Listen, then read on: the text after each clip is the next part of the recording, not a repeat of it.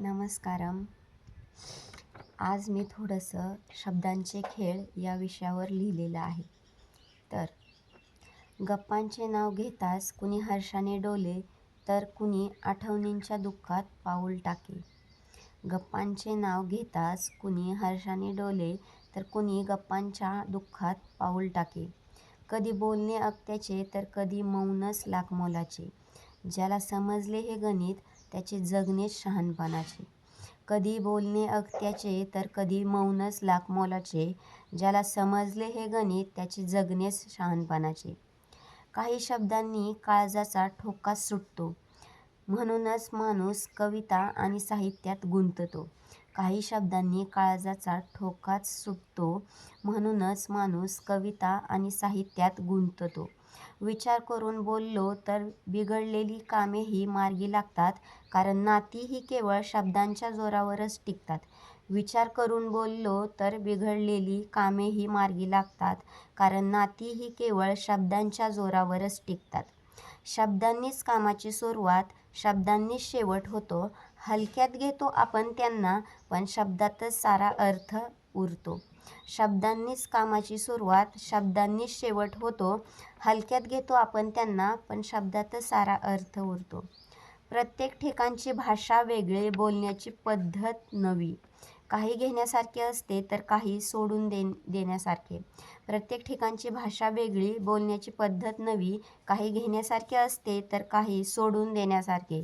कधी वाटते तासनतास कोणाचे तरी बोलणे ऐकत राहावे, तर कधी वाटते जंगलात जाऊन त्या शांततेत हरवून जावे. कधी वाटते तासनतास कोणाचे तरी बोलणे ऐकत राहावे, तर कधी वाटते जंगलात जाऊन त्या शांततेत हरवून जावे. आपण बोलतो तर खूप, पण त्या बोलण्यात काहीतरी तथ्य असावे. आपण बोलतो तर खूप, पण त्या बोलण्यात काहीतरी तथ्य असावे. समाजात प्रभावी असायला बोलण्याचे एक शास्त्र अंगी असावे. समाजात प्रभावी असायला बोलण्याचे एक शास्त्र अंगी असावे. केवळ बडबड करून उपयोग नाही. व्यक्तिमत्व तेव्हाच खुलते, जेव्हा आपल्या शब्दातून समोरच्याला आपली प्रगल्भता कळते. केवळ बडबड करून उपयोग नाही. व्यक्तिमत्व तेव्हाच खुलते, जेव्हा आपल्या शब्दातून समोरच्याला आपली प्रगल्भता कळते. आपल्या भावना व्यक्त करायला शब्दच आधार देतात. शब्दाशिवाय तर आयुष्यात एक पानही हलत नाही. आपल्या भावना व्यक्त करायला शब्दच आधार देतात. शब्दांशिवाय तर आयुष्यात एक पानही हलत नाही. ज्यांना बोलता येत नाही, त्यांच्या मनाची अवस्था काय होत असेल. म्हणूनच आपल्या जिभेचा कधीही गर्व करू नये, हेच खरे असेल. ज्यांना बोलता येत नाही, त्यांच्या मनाची अवस्था काय होत असेल. म्हणून आपल्या जिभेचा कधीही गर्व करू नये, हेच खरे असेल. काही जण केवळ बोलता येते म्हणून जे सुचेल ते बरळतात, पण आपण असे बोलावे जणू परमेश्वरच आपल्या मुखातून बोलत आहे. काही जण केवळ बोलता येते म्हणून जे सुचेल ते बरळतात, पण आपण असे बोलावे जणू परमेश्वरच आपल्या मुखातून बोलत आहे. कारण शेवटी शब्दांचीच जादू उरते आणि शब्दांचाच प्रभाव राहतो.